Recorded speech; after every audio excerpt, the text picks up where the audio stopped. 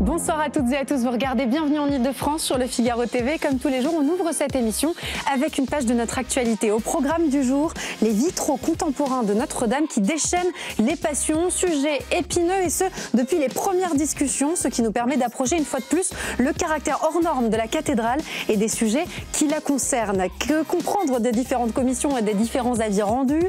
Quels sont les arguments de chacun? Quelle est la direction qui est privilégiée aujourd'hui? Que vont devenir les vitraux de Viollet-le-Duc? On va essayer de dépassionner le débat et on va essayer de répondre à toutes ces questions. On va le faire avec nos invités et dans une minute. Invité exceptionnel aujourd'hui dans l'entretien culture, Maxime Daboville est sur le plateau de Bienvenue en Ile-de-France et il nous donne une leçon d'histoire absolument passionnante et romanesque. Ça sera tout à l'heure dans l'entretien culture de l'art de vivre et ce sujet qui nous concerne minimum 3 fois par jour. Manger, se réunir autour d'une table et partager un bon repas. Mais comment ça se passe exactement dans les cuisines des restaurants, notamment à Paris? À quoi ressemble le monde compliqué de la restauration? On vous raconte tout ça avec la BD Chaud devant et l'aventure incroyable de Géraldine Maignan. Ça sera en fin d'émission. C'est parti.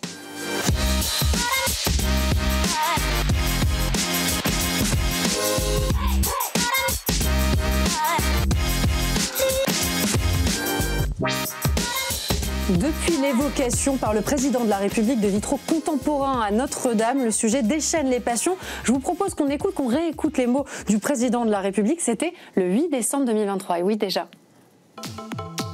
Nous avons aussi fait le choix de marquer ce 21e siècle par quelques symboles. Et je remercie Monseigneur Ulrich d'avoir fait cette proposition que 6 vitraux du côté sud puissent être changés.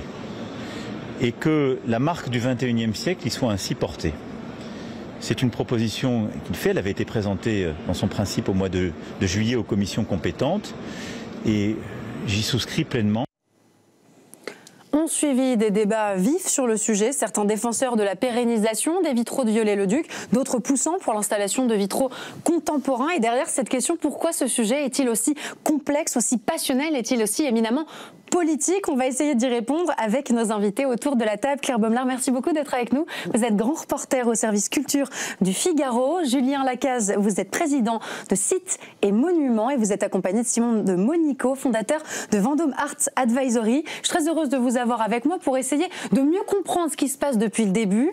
Et moi, j'ai envie de comprendre d'abord, Claire, pourquoi cette histoire, elle n'est pas réglée depuis, là on en parle depuis décembre 2023.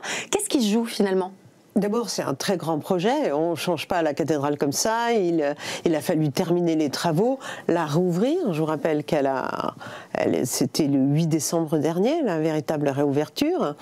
Donc, son annonce est en 23. Il faut quand même le temps que ça se mette en place.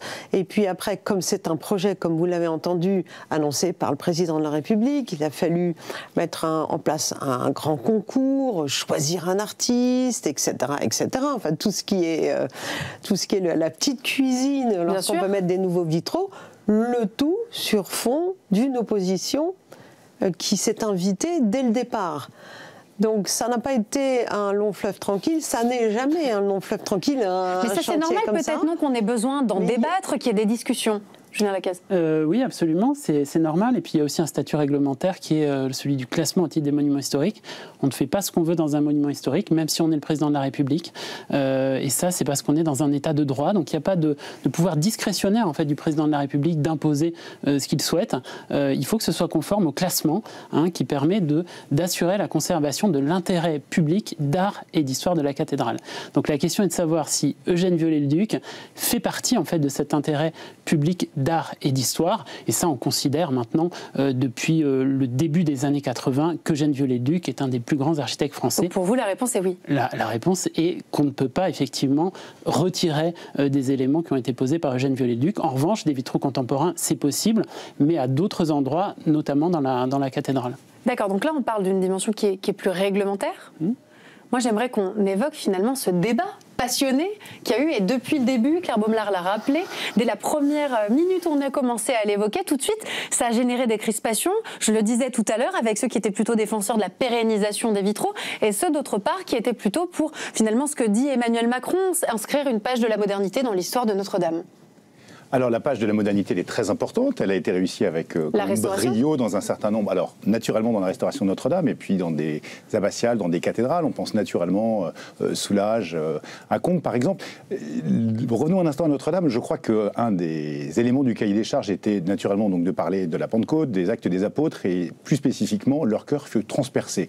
J'espère qu'à la fin, le cœur des amoureux du patrimoine, les cœurs des amoureux d'art contemporain et plus sérieusement le cœur de tous les Français qui ont envie d'une solution un peu apaisée. C'est vrai que tout ça est très compliqué, chargé d'émotions, et on aimerait revenir à quelque chose de plus apaisé, quels que soient les points de vue des uns et des autres. Claire Baumler.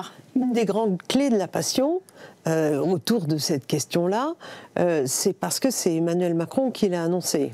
Donc c'est un dossier Macron depuis le début. Vous voyez que dans sa déclaration, il dit c'est l'archevêque de Paris qui a proposé ces vitraux. Personne n'y a jamais cru à ça. D'ailleurs, il y a eu tout un triptyque. Vous dites fake news. Écoutez, il y a eu une lettre qui a fuité pour dire si, je l'ai bien demandé au président, mais personne ne l'a compris comme ça. C'est un faux. Non, je pense que l'archevêque, il était plutôt pour, puisqu'il avait son mobilier contemporain, etc. Tout à fait. Mais cette précipitation que le président a à dire, ce n'est pas moi, je réponds à une demande, c'est bien parce qu'il sent que si c'est uniquement lui, il y aura des crispations. Il y a ce que dit Monsieur Lacaze, c'est-à-dire réglementairement, etc. Qu'est-ce qu'on a le droit de faire ? Qu'est-ce qu'on a le droit de faire ? Il va se cogner contre ça. Et puis, faut-il faire plaisir au sens large ? Est-ce qu'il faut faire plaisir à Emmanuel Macron, vous voyez ? Et ça fait donc partie dossier de la politique passion. depuis le début. Voilà, et ça fait partie de ça. C'est ça qui est très paradoxal, c'est qu'en fait, donc, c'est une volonté de notre président de la République qui, en quelque sorte, l'attribue à l'archevêque de Paris et qui maintenant essaie de l'attribuer à la Commission nationale du patrimoine, en disant finalement, c'est pas moi, c'est l'archevêque, maintenant c'est pas moi, c'est la Commission nationale du patrimoine. Et ça, c'est complètement erroné, parce que la Commission du patrimoine, nationale du patrimoine, elle est constante en fait dans sa position, qui est celle de défendre ce que je vous ai dit, c'est-à-dire la stratification historique, et aussi la charte de Venise, qui prévoit qu'on ne peut pas comme ça détricoter l'histoire. C'est ça qui est important. Donc cette commission est opposée à l'installation de vitraux contemporains. Elle est complètement opposée à l'installation de vitraux contemporains. Elle l'a redit, là elle vient de le redire le 12 juin, même si on lui a fait dire un peu le contraire en lui disant qu'elle avait donné un feu vert qui n'était pas un feu vert. Je me permets, je rétropédale, puisqu'il y a eu une première commission le 11 juillet dernier, c'est ça, Claire Baumler ? Je ne me trompe pas ? Le 11 juillet 2024. 2024, c'est le ça. 11 juillet dernier. Le message était clair, avis défavorable pour les vitraux contemporains. Les motifs, on les connaît. Qu'est-ce qui était proposé et envisagé par cette commission ? Vous deviez remettre un avis ou l'objectif, c'était derrière de faire des préconisations, des propositions ? Alors, si vous voulez, donc il y a eu un premier avis qui était défavorable pour des raisons de principe, parce qu'on ne peut pas enlever d'un monument historique des éléments qui font partie de son histoire. Donc ça, c'est de l'ordre du réglementaire. Mais c'est de l'ordre du réglementaire, mais ça a un sens. Le réglementaire, il n'est pas absurde. C'est cette idée qu'un monument, c'est le résultat d'une stratification. Donc on a la cathédrale gothique, que tout le monde connaît. On a aussi la cathédrale grand siècle, cette bulle grand siècle, Robert de Cotte, qui est extraordinaire, qui est le cœur de la cathédrale, avec cette mosaïque, avec les armes de France, les stalles de Dugoulon qui sont magnifiques, la statuaire de Coustou. Alors non, ça c'est la deuxième strate. Il y a une troisième strate, qui est une strate du 19e siècle, qui est tout à fait à égalité avec le reste, c'est-à-dire ça a vraiment un intérêt, c'est la conception qu'on avait au 19e siècle du Moyen-Âge.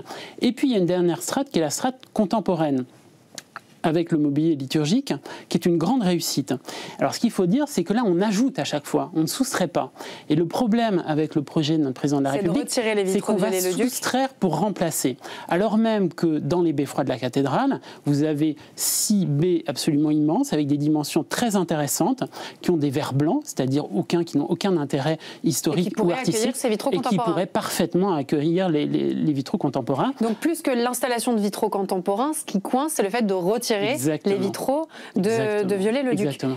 Est-ce que c'est quelque chose qui fait sens quand on connaît l'histoire de ce lieu ? Est-ce qu'on comprend qu'il y ait des crispations sur cette désinstallation des vitraux de Viollet-le-Duc, même si on leur trouverait évidemment une place Alors, quand on évoque toutes les strates, et Julien Lacaze l'a très bien fait, il faut quand même évoquer une petite strate au XXe siècle où il y a des vitraux, mais qui sont beaucoup moins visibles à la partie supérieure, qui ont été installés, mais qui sont beaucoup moins importants.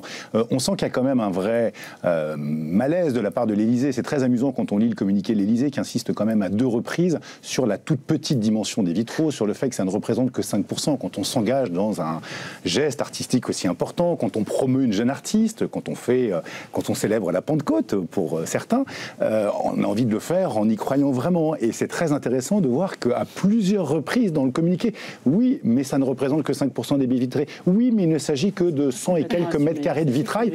Il y a une petite contradiction. Et en fait, la meilleure défense, c'est l'attaque. Et si on y croit vraiment, et il est parfois un peu difficile de croire, tant il y avait d'autres solutions qui paraissaient combiner à la fois cette nécessité de souffle contemporain, on sent qu'il y a quand même un vrai malaise, même de la part de communicants qui ont dû abondamment relire ces documents. Alors le malaise, il s'est intensifié, Claire Baumelin ? Il s'est intensifié. Il ne faut pas exclure aussi qu'on a parlé d'autres commandes contemporaines, y compris dans des grandes cathédrales. Oui, on a parlé de Soulages, mais il y a à Reims, il y a eu des vitraux en 2011, 2012 pour l'amitié franco-allemande. On a commandé un artiste allemand. Enfin, les grandes cathédrales ont aussi leurs vitraux contemporains.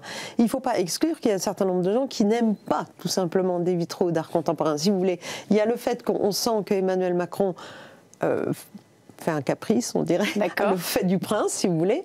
Ensuite, il y a l'histoire réglementaire qui est extrêmement bien portée par tous ceux qui connaissent les règles du patrimoine. On dit réglementaire, mais c'est... Et qui a du sens. C'est pas un règlement qui est absurde. Hein. Vous l'avez bien explosé. Cette question réglementaire, oui. Et la question de la restauration, et puis les goûts et les couleurs. Hein. Oui, bien sûr. Il y a aussi un pari qui est fait aujourd'hui.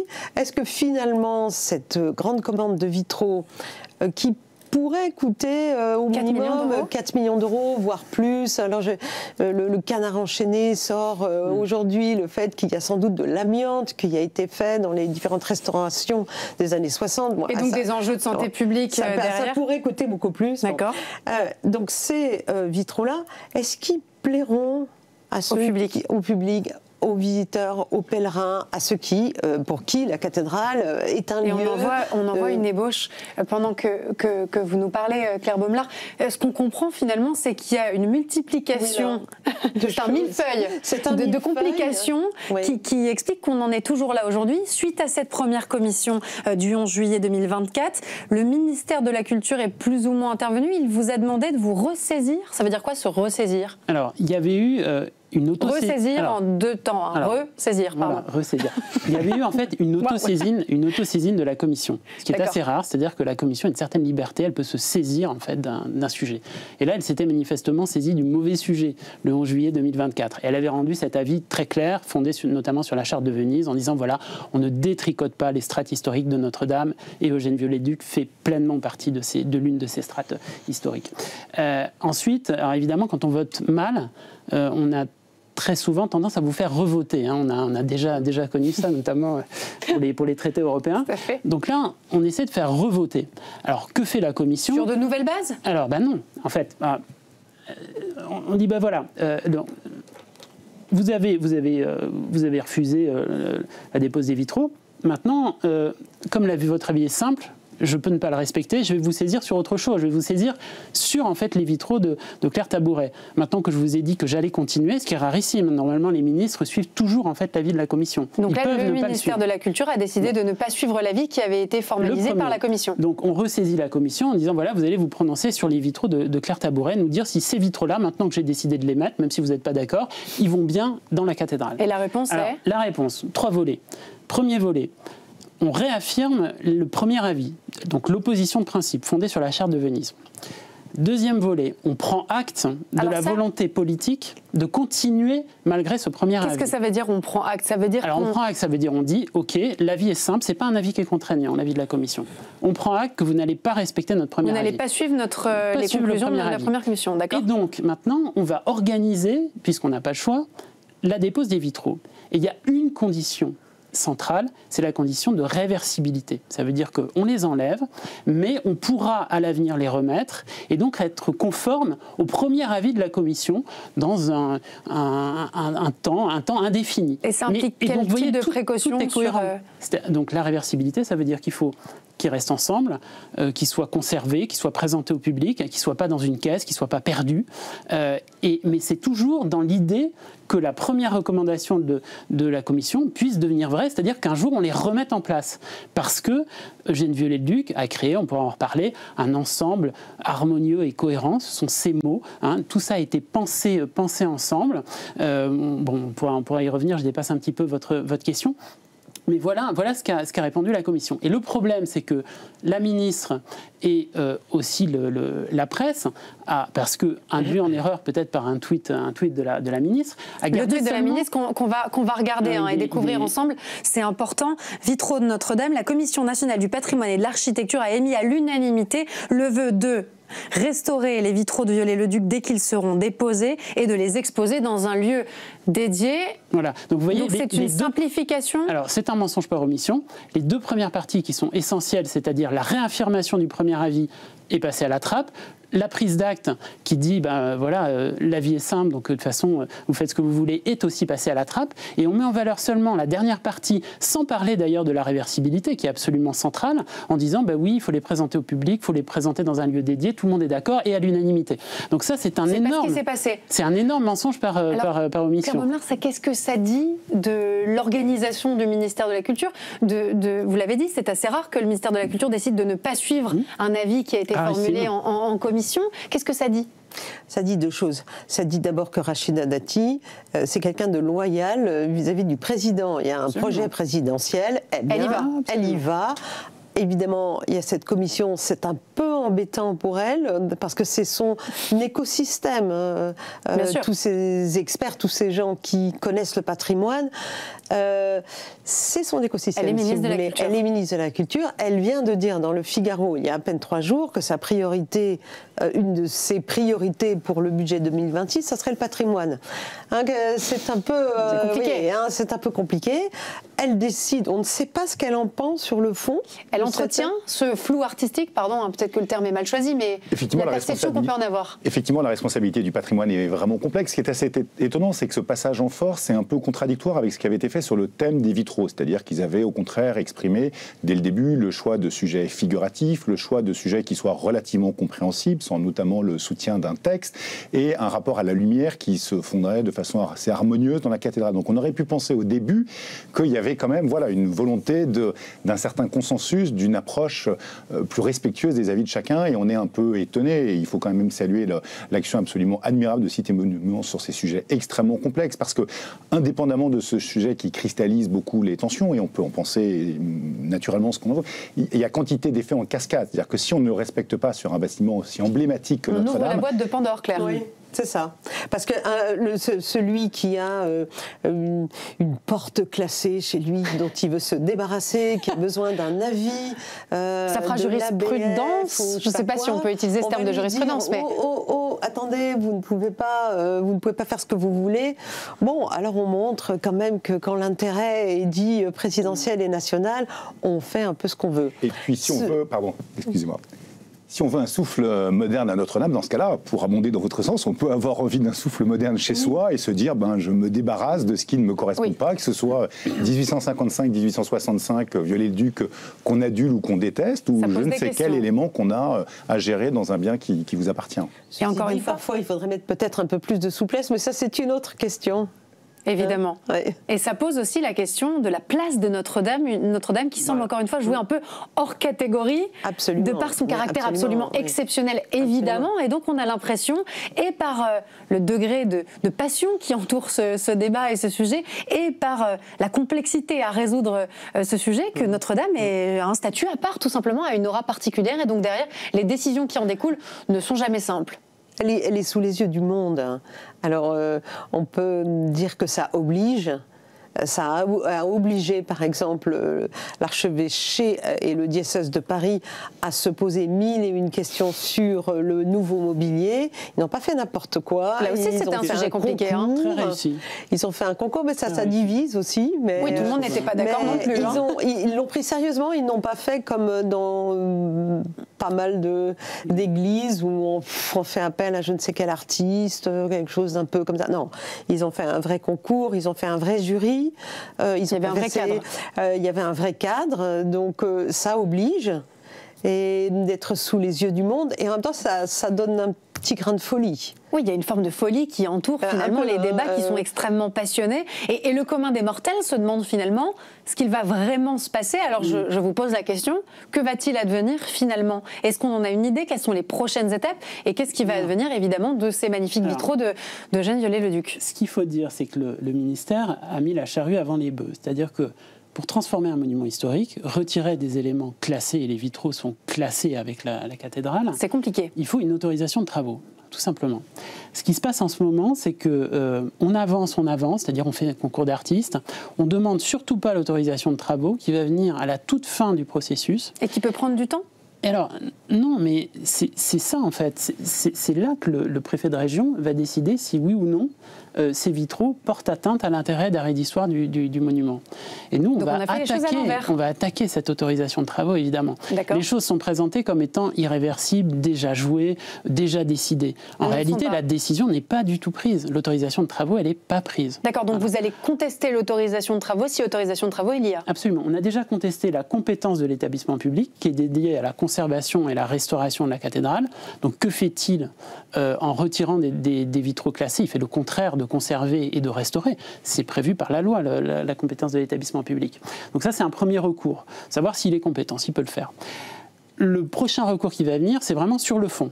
Et là, on va débattre, on va argumenter pour démontrer, et ce sera facile parce qu'il y a eu des dizaines de thèses, des dizaines d'expositions sur Eugène Viollet-le-Duc, savoir si Eugène Viollet-le-Duc fait partie de l'intérêt d'art et d'histoire de la cathédrale. Et depuis les années 80, il y a eu, c'est le centenaire de sa mort, il y a eu une prise de conscience.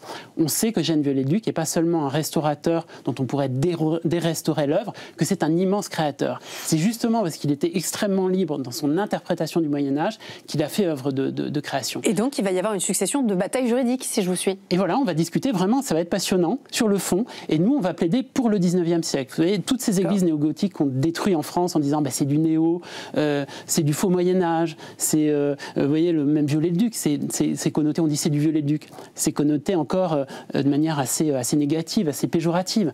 En fait, il faut redécouvrir Viollet-le-Duc, qui est un immense créateur, et c'était l'homme de l'œuvre d'art totale, c'est-à-dire il a restauré la cathédrale de fond en comble jusqu'au mobilier, et c'est ça qui est paradoxal, c'est que quand on a découvert la cathédrale, qu'est-ce qui a marqué les esprits? Ce sont les chapelles d'Eugène Viollet-le-Duc qui n'ont pas été décapées comme l'ont été certaines dans les années 60, ces couleurs d'une audace absolument extraordinaire. Il faut rappeler, quand il arrive sur le chantier, il a une petite trentaine d'années, il est très jeune, que c'est un rebelle, Eugène Viollet-le-Duc. C'est un autodidacte, c'est quelqu'un qui a refusé. Claire Baumler?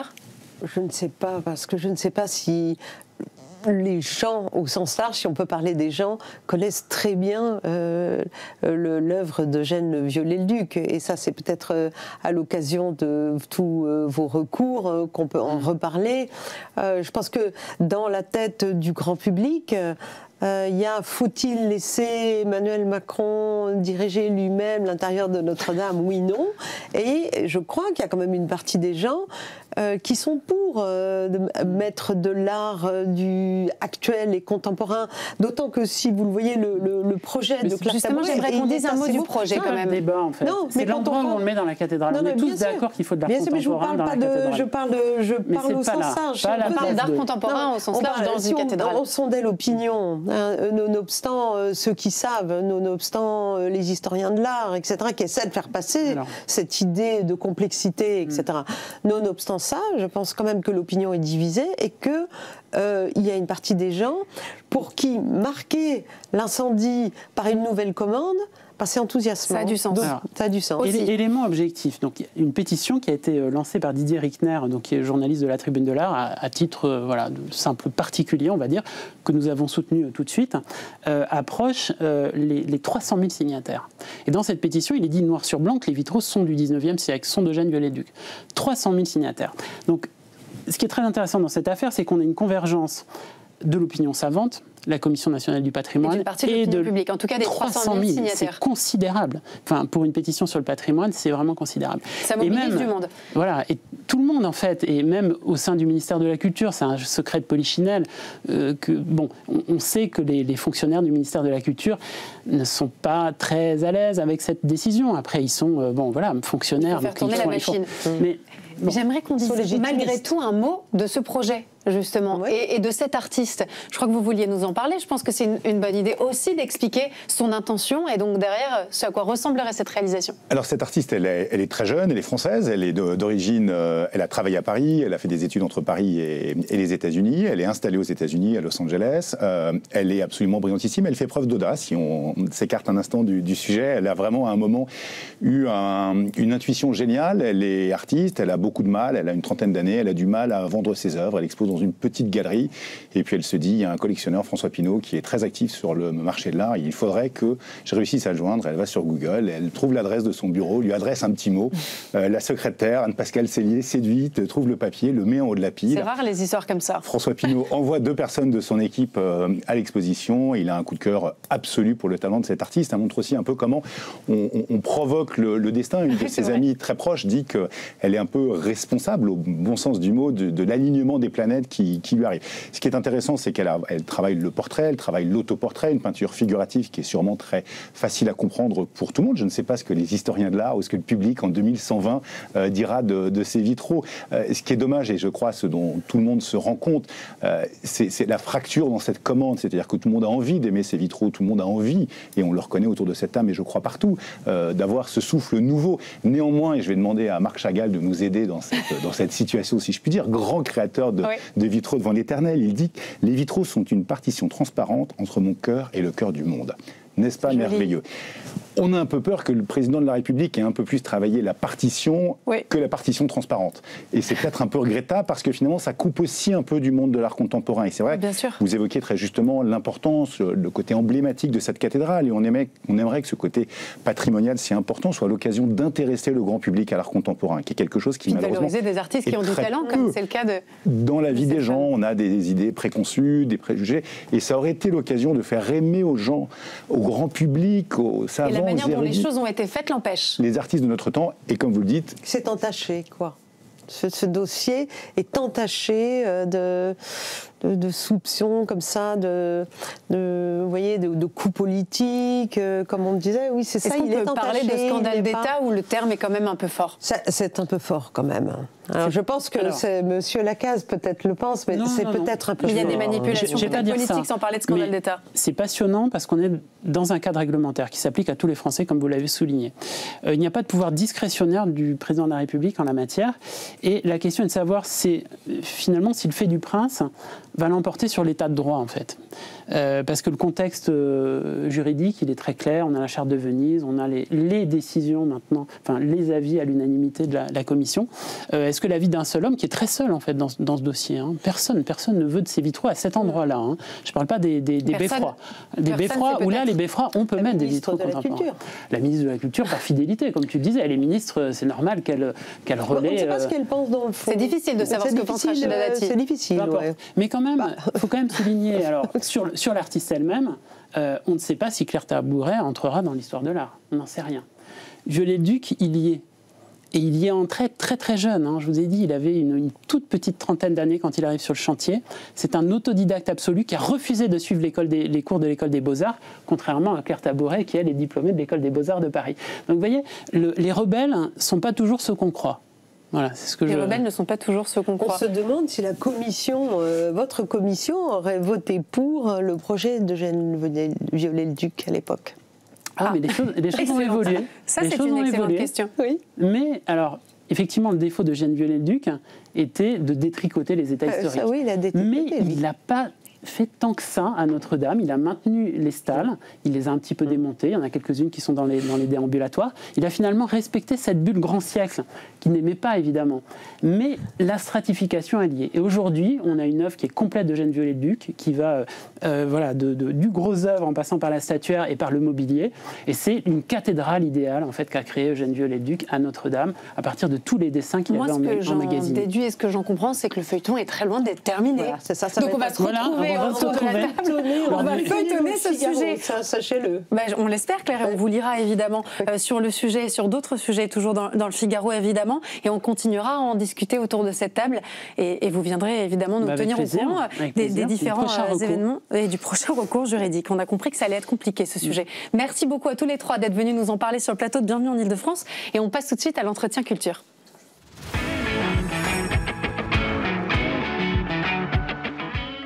On l'avait adoré dans Pauvre Bitos, le comédien 2 fois moliérisé Maxime Daboville est sur le plateau de Bienvenue en Ile-de-France pour l'entretien culture. Il nous livre au Théâtre de Poche 2 pages de l'histoire de France en reprenant les textes des plus grands pour une fresque romanesque, historique et littéraire sur la Révolution française. Maxime Daboville, merci beaucoup d'être avec nous sur le plateau de Bienvenue en Ile-de-France. Merci. On est ravis de vous recevoir. C'est vrai qu'on a l'habitude de vous retrouver dans des pièces avec des rôles historiques, Le Prince de Condé, Bonaparte, Jean Moulin. Est-ce que ça s'est fait malgré vous? Est-ce que ça a été une belle rencontre avec l'histoire à chaque fois?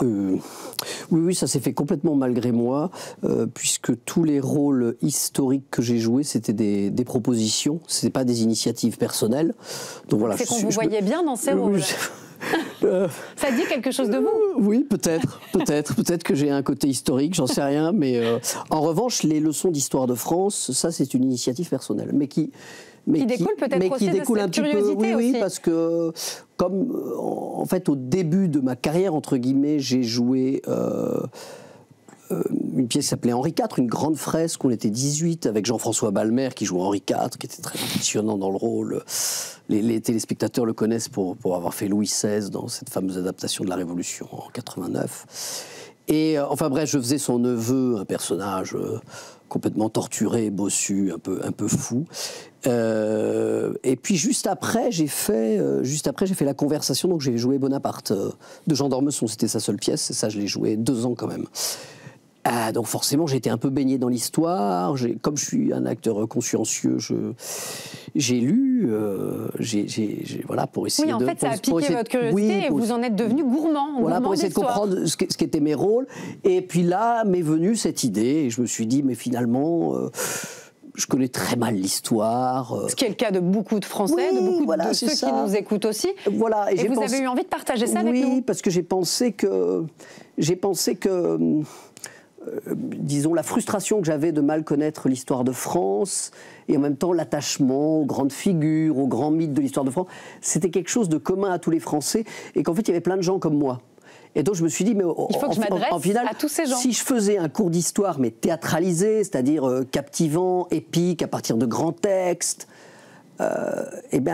finalement ça nourrirait beaucoup de gens avides de mieux connaître quelque chose dont ils ont un peu l'intuition, mais qui s'est perdu, c'est-à-dire ce qu'on appelle le roman national. Des bribes du roman national, voilà, tout à Henri fait. IV et son panache blanc, etc. Et puis comme en France, on a la chance que de très très grands écrivains. Ah oui, c'est ça alors aussi qui marque la spécificité de ce que vous avez construit. C'est que vous avez décidé de vous baser sur ces grands textes littéraires. C'est ça, parce que je trouve toujours qu'au théâtre, c'est toujours plus fort quand il y a une vraie langue, en fait. Quand il y a un vrai style, c'est plus porteur, ça favorise. Et puis vous aimez les mots, vous aimez la langue. J'aime les mots, mais comme tout acteur de théâtre, je pense, tout acteur de théâtre au départ, je pense qu'il a un atavisme comme ça pour les mots, pour la langue. Et si vous voulez, il y a une dimension dans la langue qu'on oublie un peu dans la vie de tous les jours, mais il y a quelque chose de, je dirais pas sensuel, mais enfin quelque chose de semblable, charnel en tout cas. Voilà, c'est ça. Quand je dis sensuel, je pense au niveau des sens. Voilà, il y a quelque chose de charnel dans la langue. Voilà, exactement. Et les mots disent quelque chose aussi d'une époque. Et les grands écrivains le 19e siècle, comme disait d'ailleurs, j'ai lu ça chez Pierre Michon, qui est un écrivain extraordinaire, contemporain, qui parlait de la grande prose charnue du 19e siècle. Charnue. Et ça m'a beaucoup parlé parce que c'est exactement ça. Et donc il y a quelque chose de roboratif dans cette prose. Et j'ai pensé que... Et en plus... Que ça serait une très belle matière pour le théâtre. Voilà. Voilà. Et c'est Moi, très ce que j'aime imagé. bien, c'est qu'on n'est pas, c'est vrai, dans ce qu'on découvre et ce qu'on apprend à l'école. Et pour autant, on dit toujours, et c'est vrai, qu'à l'école, on apprend mieux quand on nous raconte une belle histoire, quand il y a une anecdote qui nous est racontée d'une jolie manière, quand quelqu'un arrive à nous embarquer, à nous prendre par la main et à nous faire découvrir différemment la question de l'apprentissage. Et derrière, vous parlez d'histoire, vous parlez du roman national. Est-ce que vous êtes convaincu de ça aussi? Oui, que la alors porte d'entrée est plus évidente. Oui, j'ai pas la prétention de donner une leçon aux profs. On se substitue pas aux professeurs d'histoire. Non, parce que c'est pas la même chose que si vous voulez, moi je fais vraiment du théâtre et le théâtre, quand je parlais de dimension charnelle, c'est ça. Le théâtre, ça parle au sens, ça parle à la chair. C'est pas censé parler au raisonnement. Donc ça c'est après.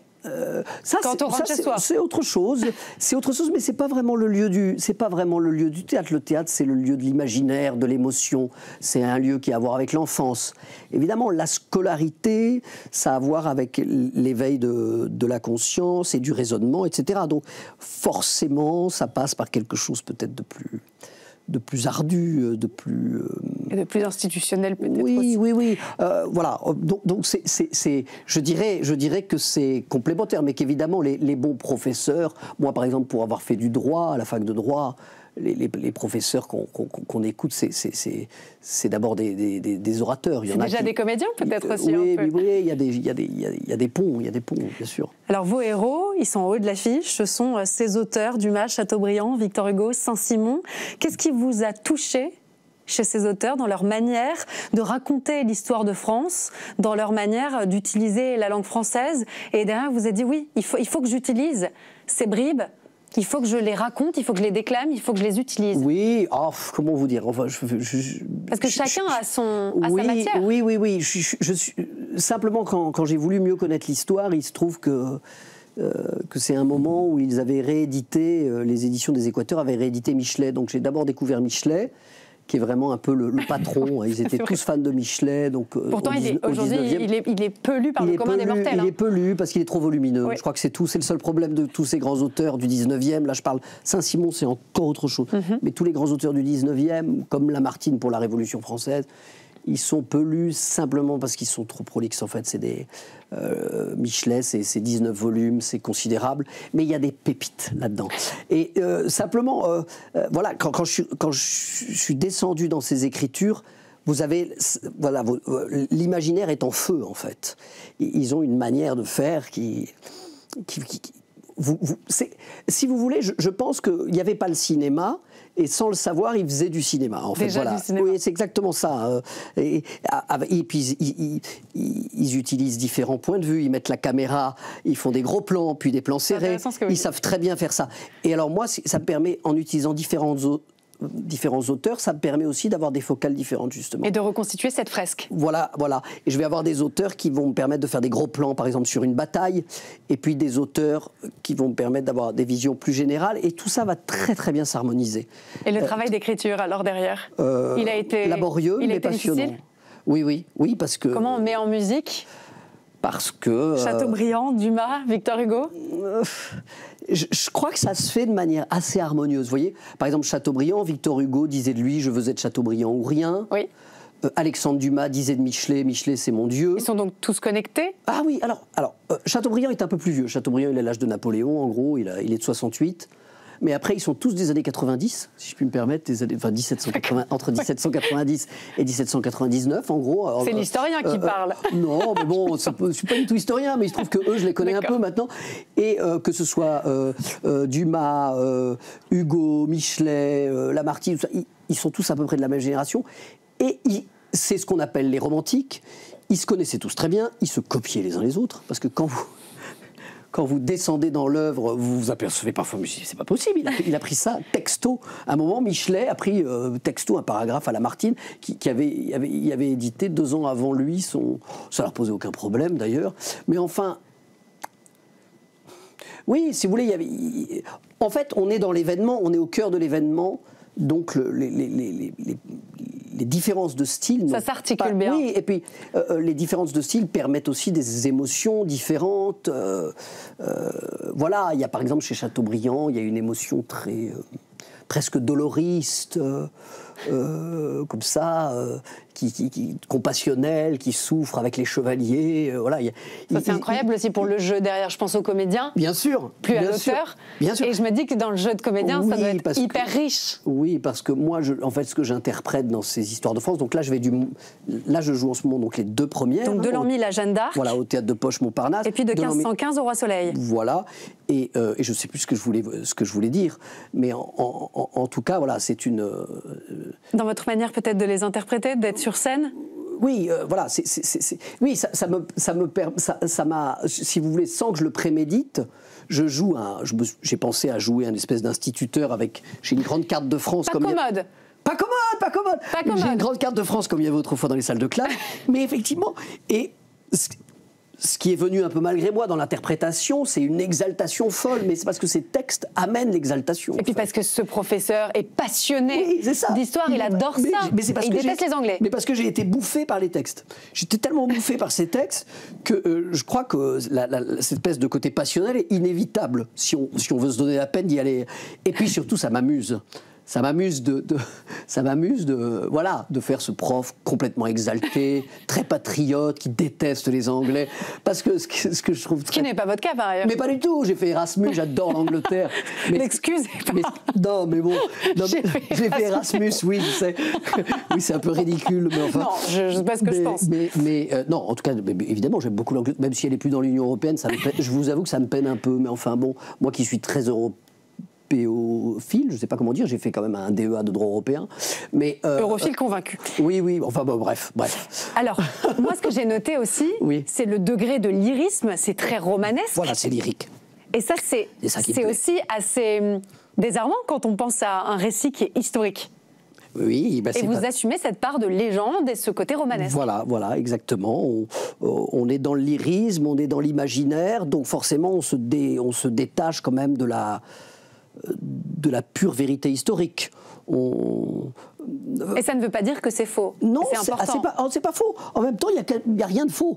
Mais si vous voulez, ces auteurs-là se sont ingéniés à bâtir un récit et non pas une analyse de l'histoire de France comme ça s'est fait après au XXe siècle. Ou au XXe siècle, il y a eu ce qu'on appelle l'école des annales, où il s'agissait de revenir à une vision de l'histoire plus scientifique. Alors que tout le XIXe siècle, le but du XIXe siècle, c'est de bâtir à la France un récit, parce que la France a été chamboulée par la Révolution, et on ne sait plus trop qui elle est, il faut retrouver une unité, et c'est beaucoup passé, c'est pour ça qu'il y a eu une grande mode, mais dans la peinture aussi, il y a eu une grande mode au XIXe de l'histoire de France, mais simplement c'était plus c'était une légende qu'on s'est racontée. Mais vous savez, comme en Afrique, les griots qui racontent et qui transmettent une histoire, mais c'est aussi une manière de faire communauté, en fait. Et c'est exactement de se réunir et d'avoir quelque chose à partager, quelque chose en commun, où on se raconte, et le fait de se raconter, c'est déjà quelque part tromper un petit peu certainement certaines vérités, de mettre en exergue certaines figures, moins d'autres. On fait des choix. Voilà, bien sûr. Et vous dites que ce qui compte au théâtre, de toute façon, c'est le vraisemblable. Oui, bien sûr. Parce que ça veut dire quoi ? Ce qui est possible, ce qui marche dans l'imaginaire, ce qui touche le spectateur, ce qui l'embarque. Oui, encore une fois, le théâtre, c'est le lieu pour susciter l'imaginaire, pour faire rêver, le lieu aussi où le spectateur joue à croire que c'est vrai.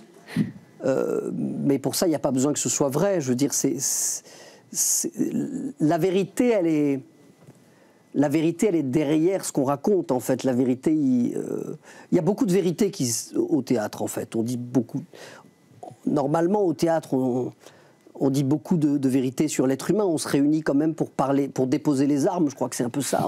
Tout le monde se réunit, met les armes de côté, et on va regarder un peu la nature humaine tous ensemble, soit pour s'en amuser, soit pour mais en fait, il y a quelque chose il y a un regard tendre et donc là, l'interprétation du public, elle est très individuelle, elle est très spontanée. Comment vous la voyez ? Qu'est-ce que vous espérez déclencher chez ce public ? Non, justement, je crois que le public de théâtre, il y a une espèce d'unanimité dont on parlait certains, c'est-à-dire qu'en principe, En principe, un public de théâtre, quand il est bien réuni, il est assez uni dans son écoute. C'est rare d'avoir une salle... divisée ? Ouais, c'est un peu rare. Généralement, au théâtre, justement, je pense que c'est pour ça que les gens aiment bien se réunir au théâtre. C'est parce qu'on s'oublie un peu. Encore une fois, pour partager et faire en fait, communion. c'est un moment de partage dont on s'enthousiasme ensemble. Voilà, je crois. Eh ben, on vous invite à vous enthousiasmer pour les leçons d'histoire de Maxime Daboville au Théâtre de Poche. Merci beaucoup d'être venu nous en parler. Une leçon d'histoire de France au Théâtre de Poche avec vous, évidemment, sur scène. Merci beaucoup, Maxime Daboville, d'être venu sur le plateau de Bienvenue en Ile-de-France. Et on passe tout de suite à l'art de vivre.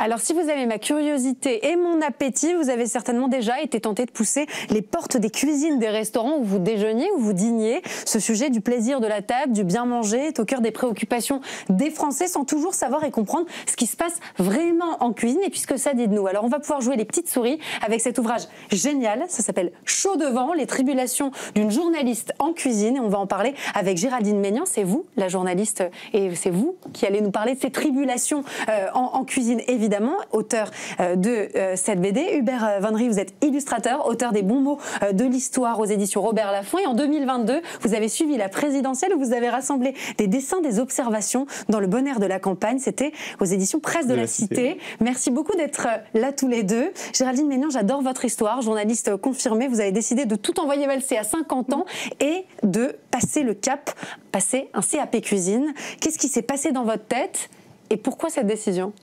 Bonjour. Bonjour. Alors cette décision, effectivement, donc moi j'ai eu une carrière effectivement de journaliste bien remplie. J'étais grand reporter dans la presse magazine, donc à l'Expansion et à l'Express.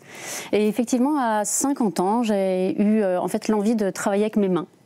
J'avais aussi un petit peu le sentiment d'avoir fait un peu le tour de mon métier. Et donc j'ai effectivement décidé de faire un virage à 180 degrés et de me lancer donc dans l'univers de la restauration. Donc j'ai passé un CAP de cuisine en formation pour adultes. Voilà. Donc c'est une reconversion. C'est une reconversion totale. Qu'est-ce qui vous a plu dans cette histoire ? Comment vous vous êtes dit tout de suite qu'il y avait matière à illustrer, matière à créer ? C'est d'abord Géraldine, parce que je trouve sa personnalité est vraiment sympa. Et ensuite, c'est l'univers des cuisines, qui sont très graphiques. Donc j'avais envie de à la fois raconter l'histoire de Géraldine, mais aussi dans ce décor des cuisines. Ces cuisines que vous avez découvertes, qui ont été aussi éloignées peut-être de l'imaginaire que vous vous en faisiez, et derrière ce monde de la restauration, qui est en fait un monde difficile. Oui, effectivement. Donc j'ai été effectivement surprise. C'est vrai que donc je me suis complètement immergée dans ce milieu. Donc depuis les bancs de l'école hôtelière, qui est l'école Jean Drouin, rue Médéric à Paris, jusque dans les cuisines des restaurants gastronomiques, également de start-up, de bistrots de quartier, d'épiceries-restaurants. Donc c'est vraiment un écosystème qui est très riche. Qu'est-ce que vous y avez découvert ? J'y ai surtout découvert finalement quelque chose qui est d'abord, ce qui m'a le plus surpris, c'était que c'est un univers qui est complètement caché de tous en fait. C'est un peu noyé sous les paillettes des émissions de télévision. C'est un monde qu'on ne voit pas. C'est un monde qu'on ne voit pas, qui passe totalement sous les radars, qui est complètement invisibilisé. En fait, en France, quand on parle des restaurants, donc on s'extasie sur ses assiettes, on s'extasie sur les chefs qu'on met un peu sur un piédestal. Quand on parle de restauration, on pense gastronomie. Gastronomie, donc c'est le patrimoine immatériel de l'humanité. Mais en fait, on s'interroge pas beaucoup sur finalement ce qui se passe derrière les portes des cuisines. Et vous l'avez dit tout à l'heure, c'est une matière géniale pour un illustrateur. Oui, c'est super parce que tout est graphique dans les cuisines, que ce soit aussi les positions des cuisiniers, leur tenue, même les plats à dessiner, c'est vraiment un régal. Et c'est ce qu'on voit pendant que vous nous racontez ça s'affiche en même temps, on voit des pages évidemment de cette BD et derrière vos illustrations, vous vous êtes amusé vous aussi à découvrir, à redécouvrir peut-être cet univers ? Alors c'est Géraldine qui m'a embarqué et on a été visiter pas mal les cuisines ensemble, donc c'était super parce que ça m'a donné beaucoup de matière. Géraldine m'a aussi pas mal montré de photos, de vidéos, comment préparer des plats pour que toutes mes positions, tous les gestes, tous les légumes, les plats dessinés soient le plus juste possible. Oui, parce que vous êtes une journaliste, on ne se refait pas, donc vous aviez envie d'être dans la véracité, dans le vrai, et d'apporter aussi de l'information, puisque évidemment derrière il y a cette passion, j'imagine chez vous, de la cuisine, de la gastronomie, et donc de cette envie de manger des bons produits et puis de les cuisiner avec amour. Et surtout d'être aussi au plus près de la réalité, parce que c'est pas une fiction. c'est pas une fiction inspirée de faits réels, c'est vraiment mon parcours, tout ce que j'ai fait, tout ce que j'ai vu, tout ce que j'ai entendu. Et c'était important pour moi que ça retrace la réalité des cuisines. On avait des petites anecdotes comme ça avec Hubert, où de temps en temps, Hubert, il s'emballait, il partait sur des planches, et j'étais obligée de le reprendre en disant non mais ça c'est pas possible. Ça se passe pas vraiment comme ça. Ouais, voilà. Par exemple, moi je voulais dessiner les serpillères. Ouais. Et en fait non, dans les cuisines. Il n'y a pas de serpillères dans les cuisines. Non. Il y a des maniques aussi. Il m'avait dessiné des maniques pour sortir les plats du four. Il n'y a pas de manique pour sortir les plats du four. Ou alors je dessinais C'est interdit pour des raisons d'hygiène. On utilise des torchons. C'est incroyable, en effet, ça fait partie de... Au début, je dessinais des plats familiaux petits. Mais en fait, non. On est dans des cuisines professionnelles, bah voilà. Et ça change tout. Ouais. Et ça change tout. Et donc, dans notre livre, tout ça, justement, c'est cet aspect documentaire qui, je trouve, apporte vraiment un plus à ce projet. Oui, tout à fait, parce que ça nous permet d'approcher au plus près ce à quoi normalement on n'a pas accès. Vous parliez de ces coulisses, moi je disais, j'ai l'impression d'être une petite souris dans l'univers de la restauration, je peux me glisser, je peux découvrir finalement comment ça marche vraiment. Du côté plus cuisine, plus gastronomie, vous avez aussi décidé de proposer des recettes, là encore avec l'idée d'une illustration qui est au plus proche de la réalité, qui est presque didactique, pour nous expliquer, pour nous montrer et les produits et comment on les travaille. Est-ce que ça aussi, ça faisait partie de votre envie de montrer le vrai ? Alors montrer le vrai et aussi montrer la passion, moi qui m'anime. En fait, la cuisine, c'est une parcelle de mon enfance. Donc en fait, je suis habitée par la cuisine depuis que je suis toute petite, depuis l'époque où mon grand-père, j'admirais mon grand-père cuisiner, j'avais le nez au niveau des fourneaux. C'est quoi son plat signature ? Alors son plat signature, c'était la blanquette de veau. Oh, pas mal. La vraie blanquette. À l'ancienne. D'accord. Voilà. Que vous vous êtes réappropriée ? Absolument. Alors maintenant, j'en fais une adaptation un peu végétale aussi. Ça, c'est dans l'air du temps. Tout à fait. Mais du coup, j'avais aussi à cœur, on avait tous les deux à cœur finalement, d'introduire aussi des recettes pour montrer, c'était pas que montrer ce qu'il y a dans les cuisines, mais également transmettre un peu de cette passion, de cette passion en fait qui m'anime autour de la cuisine. Cette passion, vous la partagez ou vous y êtes entrée ? Ah, j'y suis entrée. D'accord. Mais en revanche, effectivement, on voulait aussi... on voulait proposer à nos lecteurs de ranger ce livre soit dans leur rayon bibliothèque, soit à la cuisine directement. Ça, c'est génial. C'est la question que je me suis posée, pour être honnête. Je me suis dit, c'est marrant parce que c'est pas un livre de cuisine à proprement parler. En même temps, c'est un ouvrage, vous l'avez dit, presque documentaire. Alors, c'est intéressant, cette dimension un peu hybride où finalement, on peut aller chercher une idée de recette et puis en même temps s'amuser et puis découvrir ses coulisses. Est-ce qu'aujourd'hui, dans la manière et dans la cuisine que vous abordez, vous traitez aussi des sujets qui sont ceux de la saisonnalité, ceux des circuits courts, la question écologique, évidemment. Est-ce que c'est ce qui marque aussi votre cuisine et votre engagement ? Alors ça me marque totalement mon engagement parce que j'ai aussi fait un autre livre qui s'appelle La cuisine d'un monde qui change aux éditions de l'Épure. Et c'est vrai que moi ce qui m'anime c'est cette alimentation durable, saine, de qualité et accessible à tous. Donc ce livre c'est aussi un petit peu, il y a des petits clins d'œil aussi et j'interpelle un petit peu gentiment c'est le sentiment que j'ai eu. Les chefs sur leur transition aussi alimentaire. C'est vrai que donc les chefs ils tardent un petit peu à faire cette transition, à la fois que ce soit au niveau du gaspillage alimentaire, du tri des déchets, de la végétalisation des assiettes. Quand même maintenant au Michelin qui permet d'aller célébrer des chefs qui justement rentrent dans cette démarche. Est-ce qu'on va dans le bon sens ? Oui, totalement, ça va dans le bon sens. Et en fait, il y a des progrès qui sont faits. Puis il y a une jeune génération, je crois, qui est très sensible aussi. Absolument. Ça, c'est réjouissant. Mais il y a aussi beaucoup de choses à faire. Il reste beaucoup à faire quand même. Dans les recettes que Géraldine vous a proposé, qu'elle vous a montré, elle vous a éduqué finalement aussi à cet univers de la cuisine et de la gastronomie. Quelle est celle que vous préférez, celle qui aujourd'hui est un peu comme un câlin, un cadeau que vous vous faites quand vous avez envie de cuisiner ?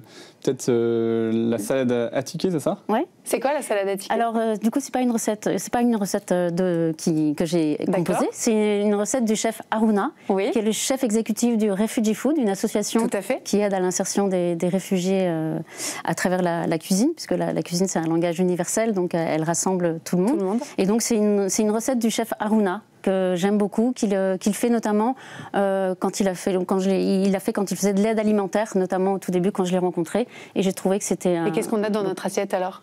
On a donc du coup, il faut la redécouvrir. Mais c'est des recettes qui nous rassemblent et sur lesquelles on est évidemment sur des notions de partage. Et c'est toujours ce qui est essentiel quand on est autour d'une table et qu'on est avec des gens qu'on aime. Est-ce que c'est aussi un message que vous avez envie de faire passer au travers de cet ouvrage ? Moi, le message que j'ai envie de faire passer, c'est à la fois, donc effectivement, d'interpeller les chefs, mais aussi de questionner un peu les clients des restaurants. C'est bien de s'interroger, c'est bien d'admirer son assiette, c'est bien voilà. Mais en même temps, qu'est-ce qui se passe derrière? Qu'est-ce qui se passe derrière? Mais du coup, mais y compris également d'interpeller aussi les chefs indirectement à travers les serveurs. Il ne faut pas hésiter en fait à les questionner, ces chefs, parce que finalement, quand une serveuse arrive en cuisine en disant il y a le client qui demande d'où vient l'origine du poisson, mine de rien, le chef il est obligé de s'interroger. Donc moi, c'est aussi une façon de dire aux clients des restaurants... Remettre du dialogue? Ouais, interpeller les chefs, faites-les venir ici, posez-leur des questions, intéressez-vous à ce qu'ils font, et plus on va s'intéresser et les questionner sur la manière dont ils travaillent, et plus ils vont progresser. Et sur le travail d'illustration, qu'est-ce qui a été le plus riche pour vous? Qu'est-ce que vous espérez déclencher chez le lecteur, chez celui qui va relire ces pages, qui va les découvrir, qui va les feuilleter, parce que c'est aussi un très bel objet. Ah, merci. Alors, une notion que j'ai pas mal travaillée, c'est la notion de rythme, de vitesse. D'accord, ouais. Parce qu'en fait, c'est vrai qu'il y a de l'énergie. Voilà, dans la restauration, il y a l'énergie. Vous voyez, il y a les heures de rush, et donc j'ai voulu retranscrire ça. Même dans les positions, dans la façon de cuisiner, il y a quand même à un moment ce qu'on appelle un speed. Et donc j'ai essayé. C'est le coup de feu en cuisine. Voilà, c'est le coup de feu. J'ai essayé de le décrire. Voilà. Et c'est ce qu'on peut découvrir dans Chou Devant. Merci beaucoup à tous les deux d'être venus nous en parler, de nous faire découvrir les coulisses de la restauration. On sera beaucoup plus curieux maintenant quand on va au restaurant, et ça c'est grâce à vous. Merci beaucoup à tous les deux. Merci. Et moi je vous retrouve demain dans Bienvenue en Ile-de-France, toujours sur le canal 34 et puis toujours à 19h bien sûr. Excellente soirée.